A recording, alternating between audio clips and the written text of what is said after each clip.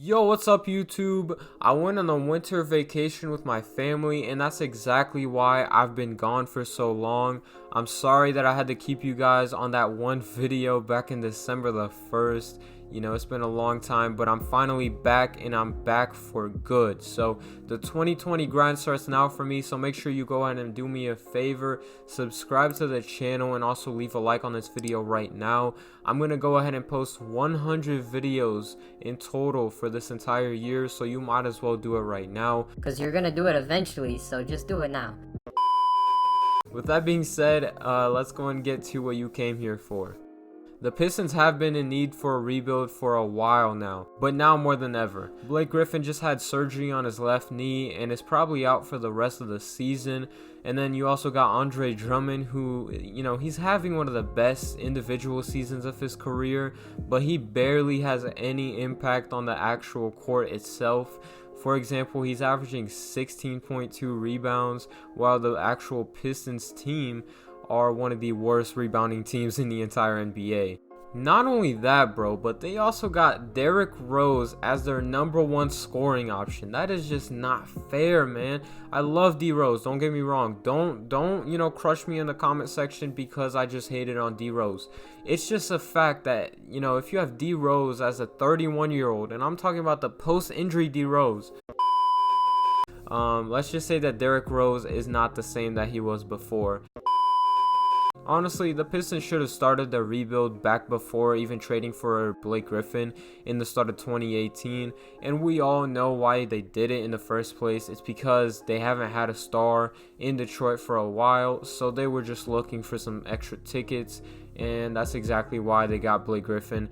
But obviously it hasn't worked out so far. He had that one very great season for them last year, but now he is just one of the most overpaid guys in the league.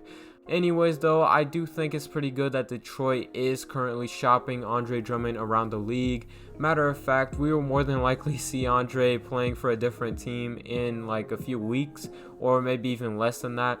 Some of the teams that are interested in Drummond include the Hawks, the Celtics, Knicks, Raptors, and even Hornets. And it's kind of funny too, because most of these teams make absolutely no sense, and that's because Andre is expected to decline his player option next year, meaning that he is going to be an unrestricted free agent in the summer of 2020, meaning that if you're not a contending team, then it makes absolutely no sense to trade for him. But anyways, you know, this video isn't about those teams, so just do your thing as long as the Pistons get rid of him and punch the reset button.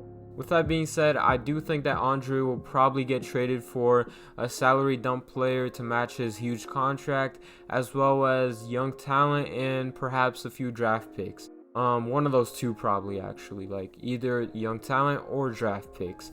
Either way though, he's gonna have to go. Let's not stop there though. I do think that at this point Detroit has to be more aggressive in the trade market.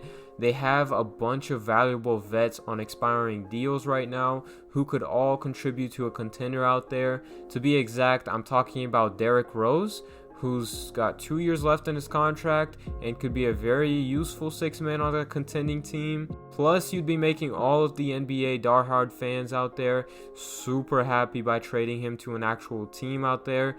Other than that, you also got some great three-point shooting role players too, like Markieff Morris, Langston Galloway, and of course, NBA Twitter legend Tony Snell. All of those 4 guys, as well as Drummond, should all be available in trade talks. I'm not forgetting about Blake either. It's just like I said before, his contract right now is currently one of the most overpaid ones in the league. So nobody's really going to have any interest to trade for him anytime soon. So, you know, by the time that he is 100% healthy, probably next season, and he's actually playing well again, then you can start doing the whole, you know, trade talks with Blake. But right now, just focus on those other guys.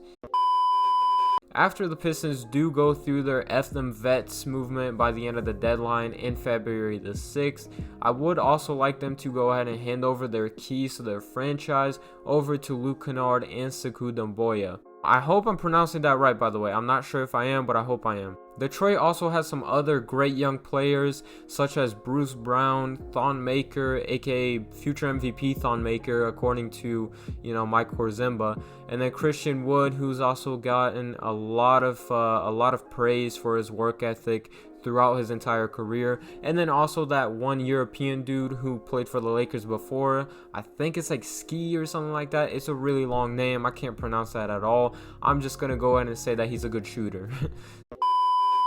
Another good thing though that the Pistons did manage to do was keep their future draft picks, and that's a very, very important thing right there. And honestly, just having those valuable picks as well as young players, decent young players like they do have, is already a great start to a rebuild.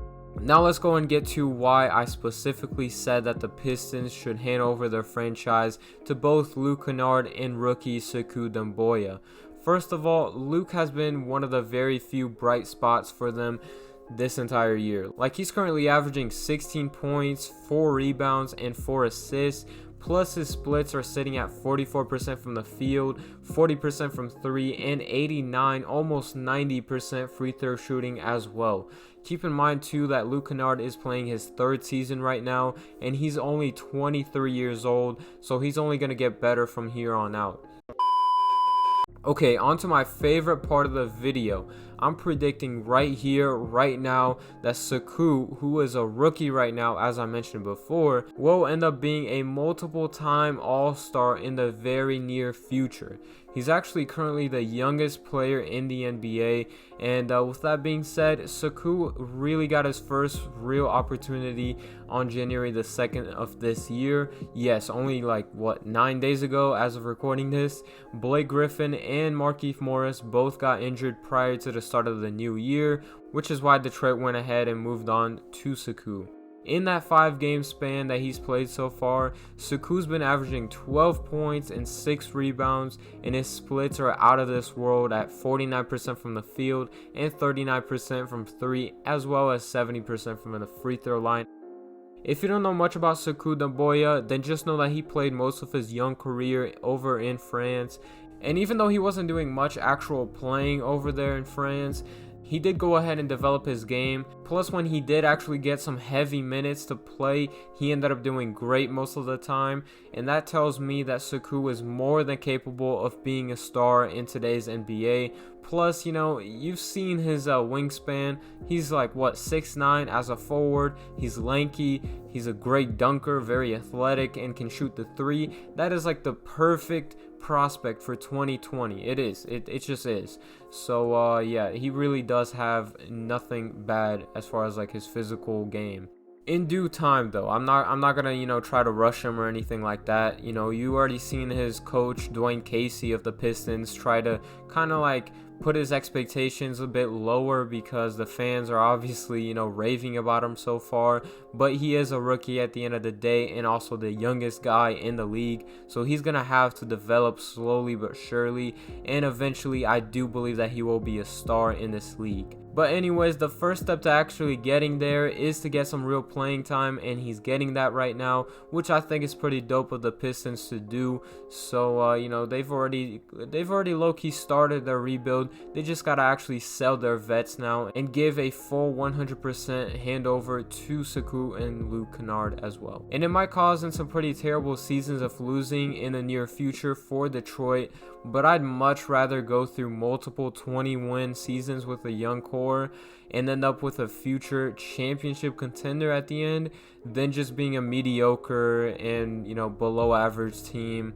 That's just me though. I would much rather go with the first option and end up with a very young championship contender at some point, but go through the hardships that you have to go through. I hope you guys did enjoy this video, and if you did, then make sure to leave a like on it. Also subscribe if you're new to the channel. I upload a lot of fire NBA content, from these type of videos all the way to 2K gameplay as well. Also comment any feedback you've got for me. I go ahead and read all the comments. I'll probably leave a reply or at least a like or something, as long as it's constructive criticism. Unless if it's hate, then I'm not even messing around with that. I appreciate you guys for watching though. I'll go ahead and see you in the next one, and peace and love to everyone out there.